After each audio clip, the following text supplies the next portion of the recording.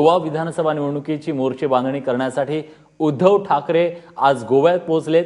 संघातून बाहेर पडलेले सुभाष वेलिंगकर यांचा गोवा सुरक्षा मंच आणि शिवसेना यांच्यात युती होण्यासंदर्भात आज चर्चा होण्याची शक्यता आहे। त्यामुळे शिवसेनेने गोव्यात आता भाजप विरोधात दंड थोपटलेले आहेत। आज आणि उद्या असे 2 दिवस उद्धव ठाकरे गोव्याच्या दौऱ्यावर आहेत। दुपारी पणजीमध्ये गोव्यातील शिवसेना कार्यकर्त्यांचा मेळावा ते घेणार आहेत आणि या मेळाव्याला उद्धव ठाकरे संबोधित करतील। त्यामुळे 2017 मध्ये होणाऱ्या गोवा विधानसभेसाठी शिवसेना पूर्ण ताकदीनिशी मैदानात उतरणार हे आता स्पष्ट आहे।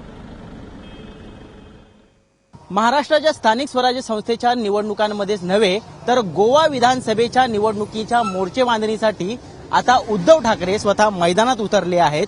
उद्धव ठाकरे आजपासून 2 दिवसाच्या गोवाच्या दौऱ्यावरती आहेत आणि त्याचीच तयारी सध्या आपण गोवामध्ये पाहत आहे। आपण या ठिकाणी बघू शकतो हा बॅनर हा जो लावण्यात आलेला आहे हा त्यांच्या स्वागतासाठी लावण्यात आलेला आहे।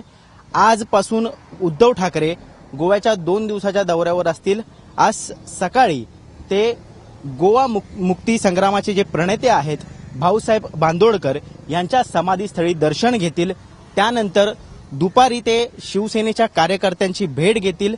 ते एक छोटेखानी सभा घेतील, कार्यकर्त्यांना मार्गदर्शन करतील आणि संध्याकाळी आरएसएस मधनं बंडखोरी करून बाहेर पडलेले सुभाष वेलिंगकर यांची भेट घेणार आहेत। मातृभाषा असेल किंवा अस्मितेचा विषय असेल हे सगळे विषय घेऊन शिवसेना आता गोवाच्या या सगळ्या राजकारणात उडी घेत आहे। त्याचबरोबर हिंदुत्वाचा मुद्दाही शिवसेना अखंड सोबत घेतच आलेली आहे आणि आरएसएसला त्यामुळे कशा प्रकारे शिवसेना सामोरी जाणार आहे, भाजपला किती अडचणीत आणणार आहे हे बघणं फार महत्त्वाचं ठरणार आहे।